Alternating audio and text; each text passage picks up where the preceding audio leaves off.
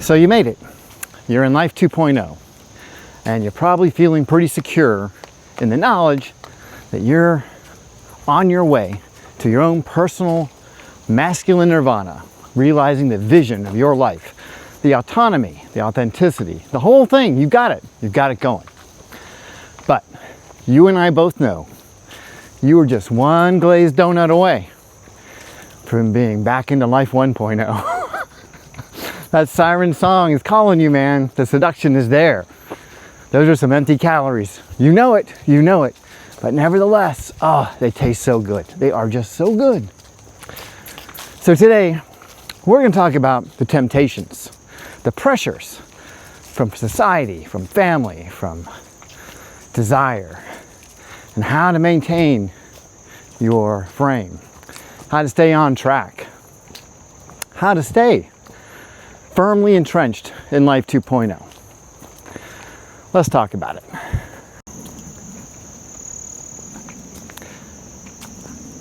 I think you young guys probably have it worse because you've got pressure from family. You know, you've got your mother saying, when are you going to get married?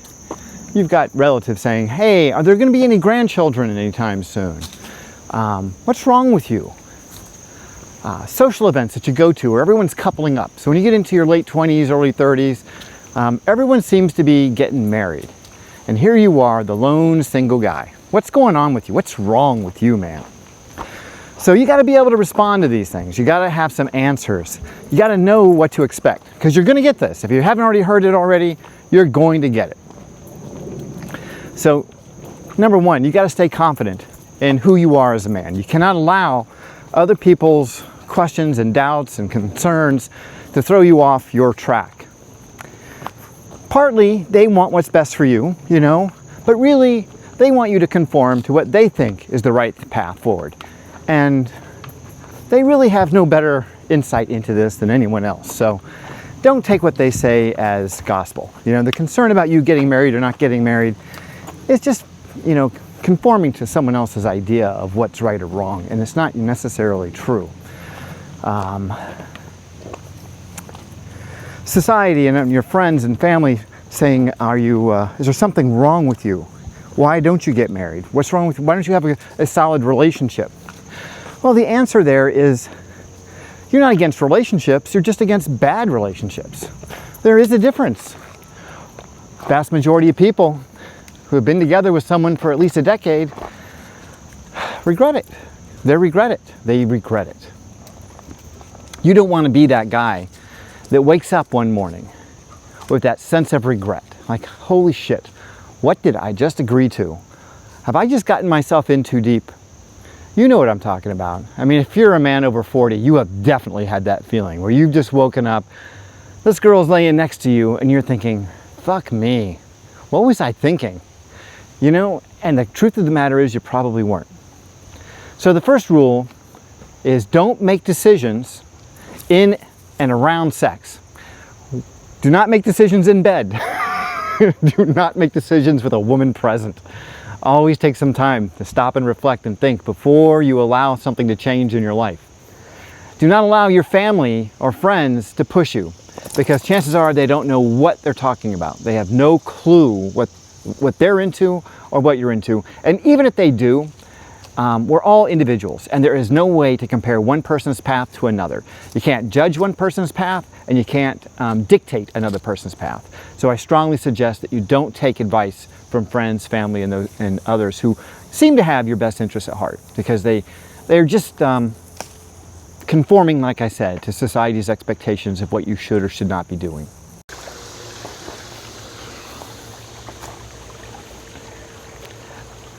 The truth is, being a single guy today in our current society, a guy who's not married, especially as you get older, your 30s and 40s, I think that's when the pressure becomes the greatest because the expectation is that you're going to seek out, find, marry a woman and start having children. Now, it may be that you'll find exactly the right woman. It's very hard to know. It's very hard to say. It's very hard to even decide whether she's right or not. Staying safe and maintaining your frame and seeing your vision for your life and understanding that marriage is not necessarily a panacea to whatever is concerning you, and that you can have lots of healthy relationships with women as you get older and change from woman to woman as you change, as you get older, as you mature, as you start to grow and understand yourself better. Your needs in a relationship may change as well. If you get married, you're locked in to whoever you chose at whatever age that was. And then you're betting that this person's going to change with you, that she's going to become a better person as you become better, that your interests are going to stay aligned, that your vision for the future is going to be similar. The likelihood of this happening is so small. It's amazing that everybody doesn't get a divorce at some point, you know? But for you, navigating these social situations where you've got family, friends, whatever, putting pressure on you, you know, it's just about telling them that you're doing, that you are building your life in order to be the best person that you can be. And that you're just not ready for that kind of commitment right now. Or that, set a boundary, you know, and say, you know, that's not open for discussion. That's a topic that I feel comfortable talking about with you. Whatever you have to do, don't allow them to infringe upon your peace of mind and your decisions that you're making for yourself and your long-term plans. Everybody wants you to conform. Conformity is built into the system. By becoming a single man and staying single and avoiding marriage, you are bucking that system. And it makes people extremely uncomfortable when someone is outside the system, when they are choosing their own path. They think you're weird, you know? They think that you're, you know, broken in some way. And that's just not the case. You're making a clear-headed choice and a decision about the direction that you want to go, and you need to have confidence and faith that you're doing it for the right reasons, and stay on that track until you find a reason that is beyond question a safe bet for you to go in a different direction, to bring a woman into your life, to make a commitment, whatever you want to do. But in the meantime, stay on track no matter what.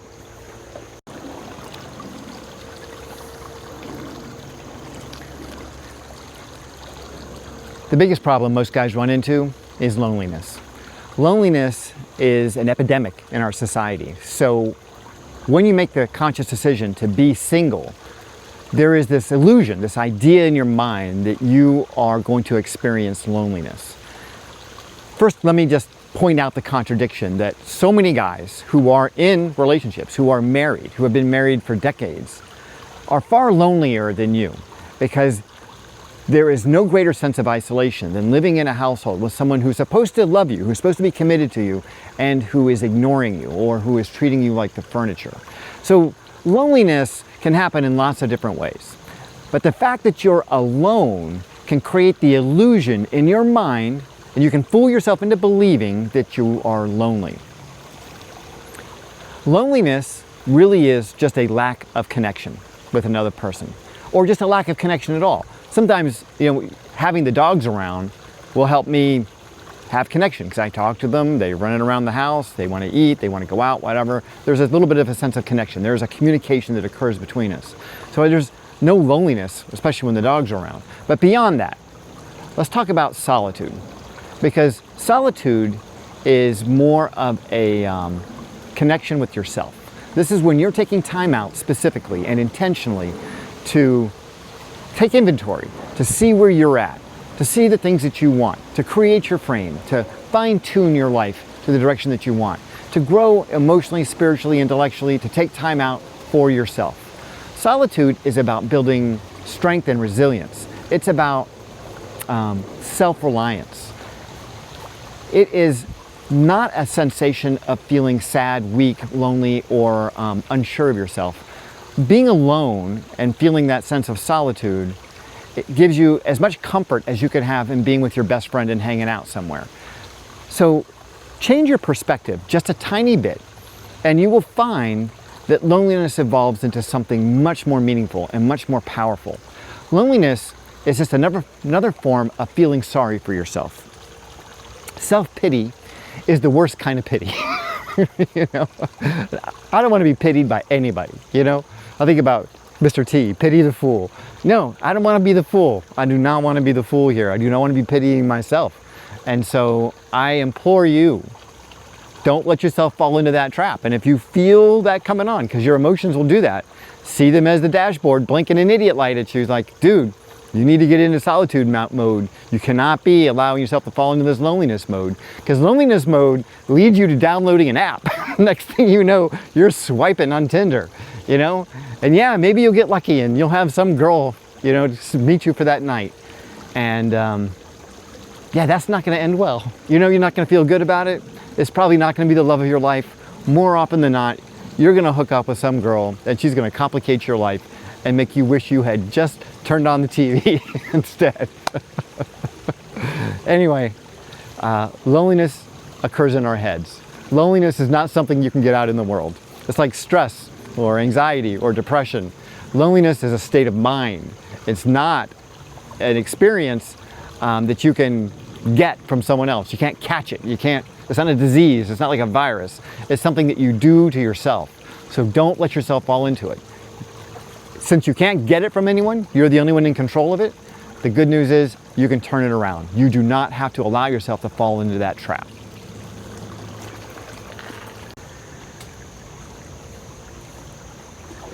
Now, there are times when life just gets to be too big for you. There are going to be moments for a lot of guys where everything just seems a little overwhelming. There's just too much going on. And the loneliness seeps into your mind and you just can't fight it off. And you find yourself having some real negative thoughts, maybe things about self-harm, maybe looking for alcohol, drugs, whatever, trying to ease whatever pain you're experiencing in this moment. And that happens. That does happen. I don't want to set this message as one of you're not man enough to handle your loneliness, or you're not man enough to handle solitude, or to become, you know, move into that frame of mind. That's not what this is about at all. It's not about some kind of macho, masculine bullshit. No, it's about mental health. It's about managing your own mental health and using your time alone effectively and efficiently. But if you find yourself feeling overwhelmed, you find yourself in a place where things are getting really, really dark, don't be afraid to ask for help. Talk to a friend, talk to a family member. If you have to, go to a counselor. But do not allow yourself to fall into that hole, because it gets deep and it gets dark. And if you go far enough, there may not be any way out for you. So recognize the warning signs. If you find yourself turning to alcohol just to get through the night on a regular basis, well, that's probably an indication that this loneliness is taking on a direction that is really unhealthy, and you need to take action to prevent it from getting worse, because it does get worse. I mean, I've seen it happen with some of my best friends where, you know, something bad happens in their life, they fall into that pit, they turn to drugs and alcohol, and next thing you know, they get into an accident, they have a DWI, all kinds of bad stuff can happen. So don't let yourself fall into that trap. It's just not worth it.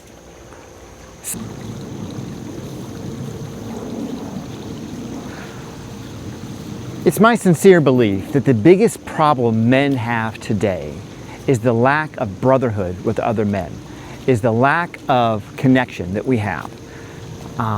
When you're young, you're in high school or college, and especially if you're involved in sports, the camaraderie you get from hanging out with other guys, the ribbing you get, the ribbing you give, the sense of brotherhood that comes from just being with a bunch of other guys who are going through the same kind of shit that you're going through. We're all in the same foxhole together. It's invaluable for your mental health, because that social connection is the tether to your understanding and your acceptance of yourself and other guys. You start to see yourself in them, and they see themselves in you. You see that they are not any different than you, that their experiences are so much like yours that it's almost like you guys are living the same life on some level. You can see that they struggle with things just like you do. And that makes it a little bit easier to get through when you see it in someone else, especially someone that you admire. So reach out to make friends. And if you don't have any friends, as a lot of guys are very socially isolated now, just as most people are very socially isolated, then you've got to go out of your way to do it. I would suggest getting involved with some kind of an event, bowling, golf, tennis, softball, get on a men's soccer team if that's your thing. But get out there and do something. Go to the gym early in the morning. There are not very many people there early in the morning. You're going to find the true lifters there first thing in the morning. These guys will be your friends because they may need someone to spot them and you're the only one there. So I've met so many guys years and years ago just hanging out at the gym at 6 o'clock in the morning, and some guy's trying to hit a PR on a bench press and he needs someone to spot him. And I'm the guy that's going to do it. Next thing you know, you strike up a conversation, and I wouldn't say he's a best friend, but you know, it's just that sense of brotherhood, that sense of camaraderie that you get hanging out with other guys. Don't underestimate the power and the value of those relationships. They are extremely important and they are extremely valuable to you. So find guys to hang out with. I think that that's a critical element to avoiding loneliness and feeling confident and comfortable in your singleness going forward, in your life 2.0. Because now you're going to have social outlets that are away from other married people. You're going to have guys that you can hang out with. If you can find other single guys, that's even better. But having other guys to hang out with is critically important. When guys are hanging out with married guys, when single guys are hanging out with married guys, that's the best. Because the married guys tell the truth. They come clean. It's going to be like watching one of my videos. They're going to tell you their horror stories about what it's like to be married. And you're going to be like, oh man, thank God I didn't do that. You know, it's going to reinforce your decision to be in the life 2.0, to be focused on your future and thinking about how you can make the best life for yourself. You know, and why having a girlfriend is way better than having a wife.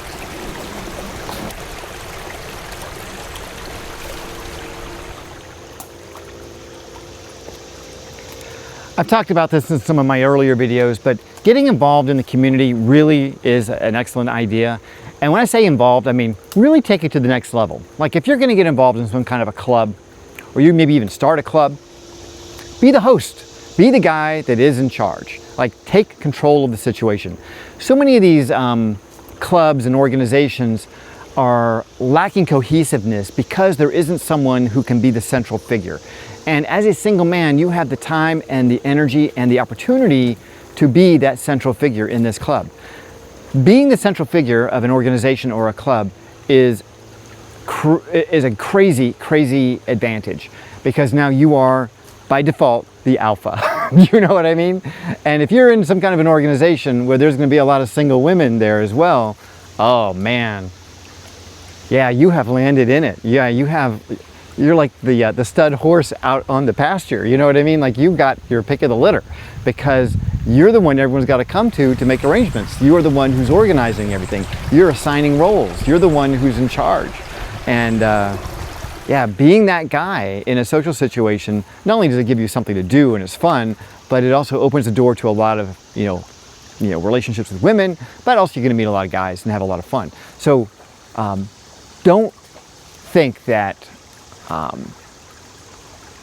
being into Life 2.0 and deciding not to get married is going to limit your social life or limit your exposure to fun things. In fact, I would argue quite the opposite. I would say that getting into Life 2.0 opens the door to way more social interactions and relationships, and the opportunity to have really meaningful connections with a wide variety of people can only really exist in this format and in the Life 2.0 format. Because in Life 1.0, you know, you're dedicating your whole life and all your energy, thought processes, everything to this relationship, to this woman. In Life 2.0, you've got all that energy available to spread out to as many people as you want. And not only that, but those relationships, as they occur, are going to actually give you energy. They're going to make you feel better. They're going to make you want to do more. They're going to get even more involved. So, yeah, don't let yourself get into that frame of mind where you're thinking, well, I'm stoically moving forward here. I'm going to suffer through this Life 2.0. No, it shouldn't be like that at all. It should not be like that at all. In fact, I would argue that you have to push yourself out there. Get socially involved. Otherwise, inevitably, one day, someone's going to put some pressure on you, some mother or sister or aunt or grandmother, you know, and you're going to be feeling a little lonely. You're going to pull up that app and some cute girl's going to respond and you'll be like, okay, this is it. I'm just going to take this one because she's available and she's willing. And you do not want to do that. Glazed donuts are always empty calories. They're good in your mouth, man. They are so good in your mouth. But oof, you regret it later. I always get heartburn from glazed donuts. So yeah, no glazed donuts.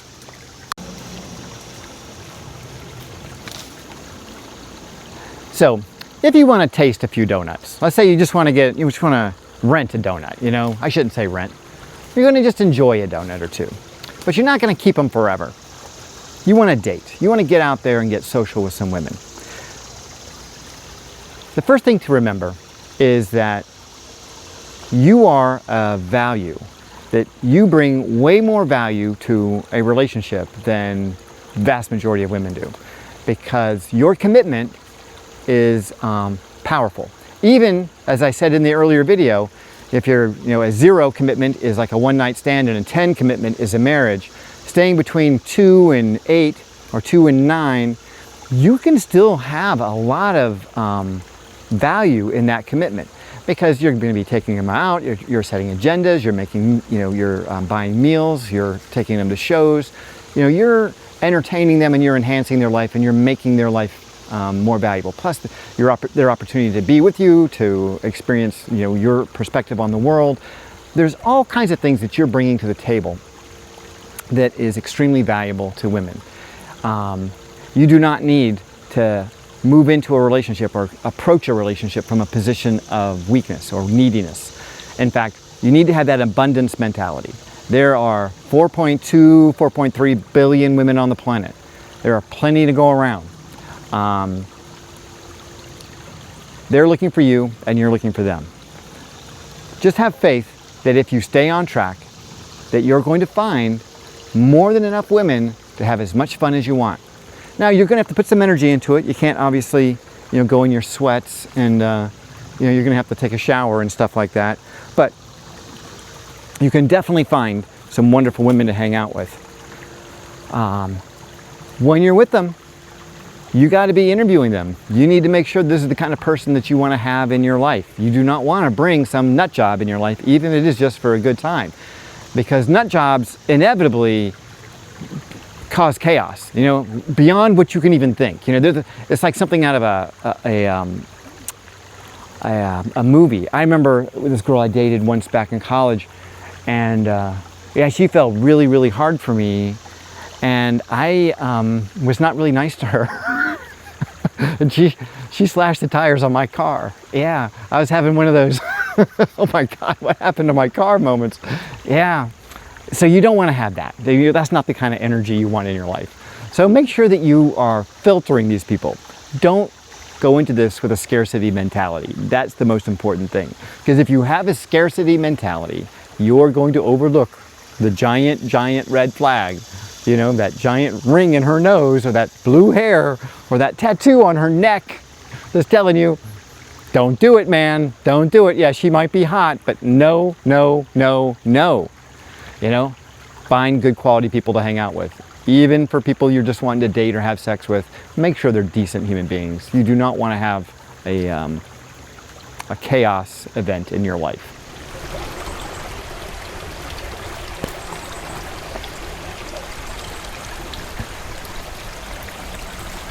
So I think some of this goes without saying, but sometimes you just got to say it anyway.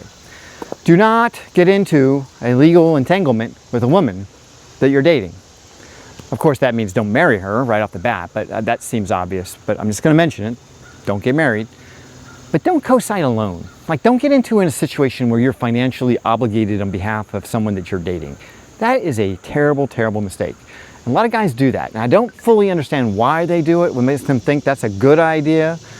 I think it comes from that whole idea that maybe they're not good enough, so they need to offer something more in order to solidify that relationship. And that is not true. Relationships are an exchange where you are going to be giving some level of commitment. Like I said, somewhere between a 2 and an 8. You're safe. You're not going to do one-night stands. You're not going to get married. And she's going to give you her company and some sexual opportunity. That's it. There's nothing else to it. There is no money exchanged here, Now, if you're going to be with a prostitute, or you're going to get an escort or something like that, then that's different. But if you're just dating somebody, it should not be a financial obligation involved in this at all. So do not sign any legal contracts. Do not co-sign loans. Do not entangle yourself legally with anyone. Do not take, what's it called when you, You take ownership of somebody who's mentally ill. You know, do not be the custodian to a nut job. Okay, you do not want custodial custody of a crazy woman. Just keep your relationship simple. Be honest, be transparent, but be careful. That's the most important thing.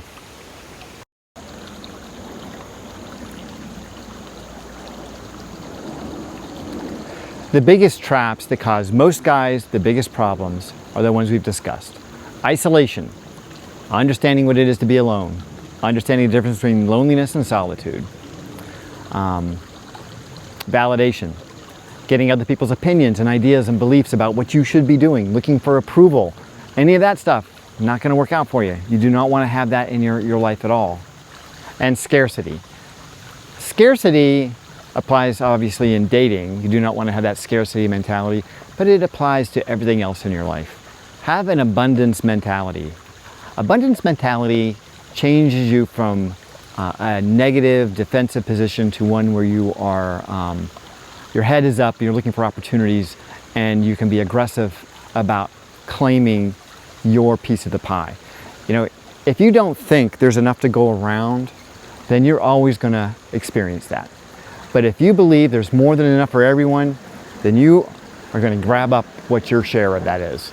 So have an abundance mentality about everything in your life, about money, women, friends, opportunities for good times. It just changes your approach to life completely.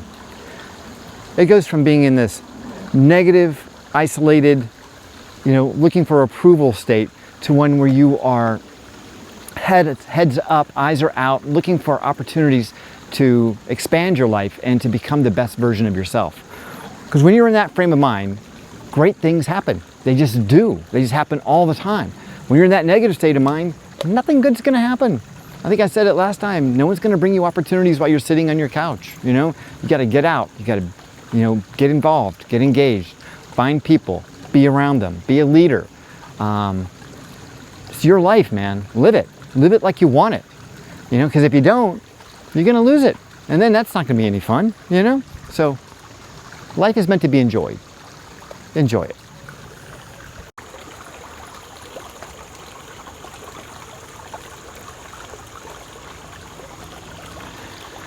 All right, you guys, that's all I got for you today. You know, if you're experiencing some of this stuff, if you're experiencing a little bit of isolation in your life and you find that loneliness, you know, kind of sneaking up on you from time to time, take action this week. Don't let that own you. Don't allow yourself to fall into the trap of just doing the same thing over and over and over again. There's lots of opportunities for people to have relationships, and you just need to put yourself out there. You'll find that when you try to get engaged and involved in some of these activities, these community organizations and things like that, joining teams, whatever, people are going to be very receptive. They want engagement. They're just like you. They're experiencing the same problems you are. This is not something that's unique. Find like-minded people. Get out there. Enjoy your life. Don't allow yourself to fall into the trap of that, you know, self-pity and that loneliness and that sense of scarcity, because in that place, life sucks. It really does. But when you get out and you expand yourself and you make yourself available to people and you meet people, you find opportunities, you know, you can really make Life 2.0 extremely enjoyable. And you can insulate yourself against all those people who want you to conform to their version of Life 1.0. All right, you guys, that's all I got. Hope you've enjoyed the video. If you have, please like and subscribe. If you know somebody out there who might be struggling with some of these issues, please share this video with them. Perhaps it'll help them manage some of their inner demons. Anyway, till next time, stay healthy, and if you can, stay single.